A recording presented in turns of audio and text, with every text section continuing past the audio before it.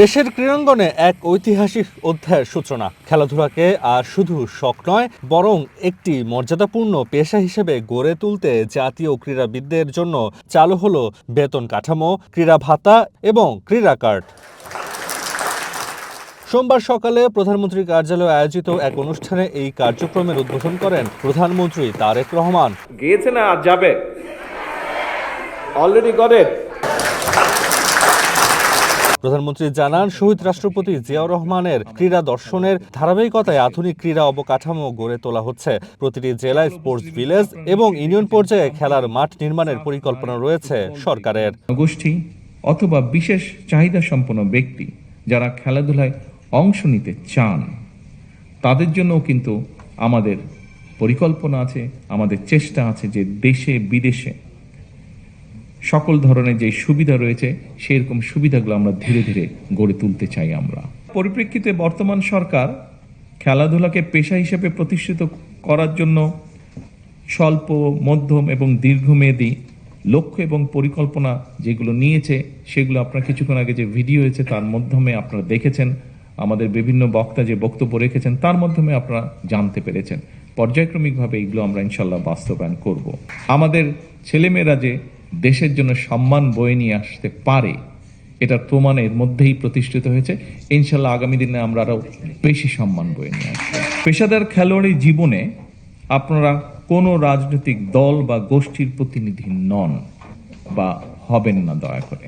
অনুষ্ঠানে আন্তর্জাতিক অঙ্গনে সাফল্য পাওয়া 129 জন ক্রীড়াবিদকে দেয়া হয় মোট 2,44,00,000 টাকার সম্মাননা। একক ইভেন্টে স্বর্ণজয়ীদের 3 লাখ, রৌপ্যজয়ীদের 2 লাখ এবং ব্রোঞ্জ জয়ীদের 1 লাখ টাকা করে পুরস্কার দেওয়া হয়। দলগত ইভেন্টেও রাখা হয়েছে আলাদা প্রণোদনা। এছাড়া সবচেয়ে বড় ঘোষণা, ক্রীড়াবিদদের জন্য মাসিক 1 লাখ টাকা করে ভাতা। পাশাপাশি ক্রীড়া কার্ড চালুর মাধ্যমে নিশ্চিত করা হচ্ছে তাদের সামাজিক ও আর্থিক নিরাপত্তা। এর মাধ্যমে আমরা আমাদের পারিবারিক, আমাদের সামাজিক এবং রাষ্ট্রীয় ব্যবস্থাপনায় একটি আমূল পরিবর্তন আনতে পারবো ইনশাল্লাহ। আমরা আজকে 129 জন ক্রীড়াবিদদেরকে ক্রীড়া ভাতার প্রদান করা হয়েছে এবং আমরা আগামী 7 দিনের ভিতরে আমাদের 500 জন ক্রীড়াবিদদেরকে আমরা এই ক্রীড়া ভাতার অন্তর্ভুক্ত করব ইনশাআল্লাহ। এই কর্মসূচির মাধ্যমে প্রতিটি গ্রাম, প্রতিটি উপজেলা থেকে উঠে আসা তরুণ যুবদের মেধা বিকাশে আমরা আঞ্চলিক বিকেএসপি সমূহে বিনামূল্যে উন্নততর প্রশিক্ষণ ও শিক্ষা প্রদানের ব্যবস্থা করা হবে। 201টি উপজেলায় ক্রীড়া অফিস স্থাপন, 603টি পদ সৃজন প্রস্তাব জনপ্রশাসন মন্ত্রণালয়ে প্রেরণ করা হয়েছে। অবশিষ্ট 294টি উপজেলায় আরও 882টি পদ সৃজনের লক্ষ্যে সেই প্রস্তাবও প্রেরণের প্রক্রিয়াধীন রয়েছে। 64টি জেলায় ইনডোর সুবিধা সম্পন্ন স্পোর্টস ভিলেজ নির্মাণের লক্ষ্যে প্রথম ধাপে 10টি জেলায় খসড়া ডিজাইন প্রস্তুত করা হয়েছে। ডিপিপি তৈরির কার্যক্রম চলমান রয়েছে। ইতিমধ্যে স্পোর্টস ভিলেজের জন্য সম্ভাব্য জমি নির্ধারণ, অধিগ্রহণ মূল্য প্রেরণের জন্য সকল জেলা প্রশাসককে পত্র দেওয়া হয়েছে।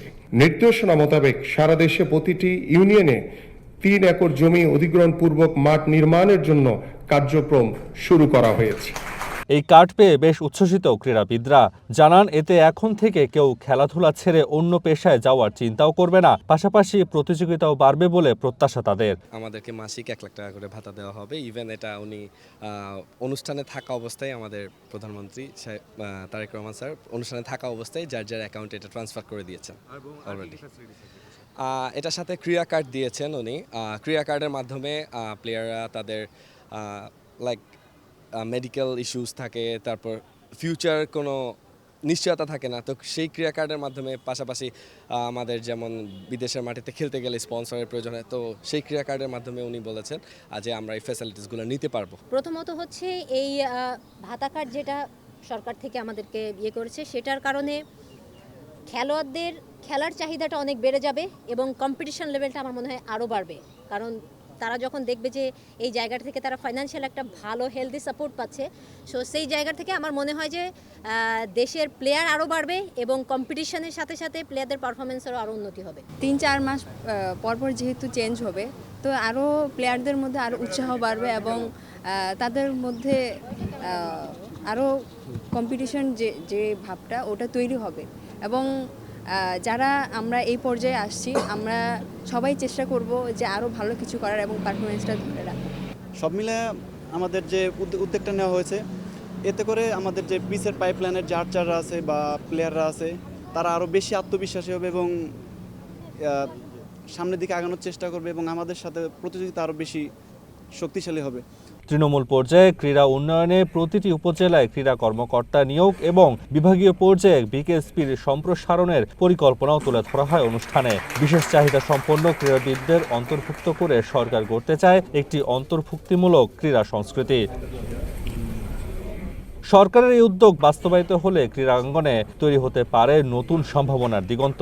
আর সেই সম্ভাবনাকে পুঁজি করেই একদিন অলিম্পিক কিংবা এশিয়ান গেমসের মঞ্চে বাংলাদেশের পতাকা উঠবে আরও উঁচুতে, এমনটাই প্রত্যাশা সবার। তাসওয়ান নাফি, ওয়ান স্পোর্টস, ঢাকা।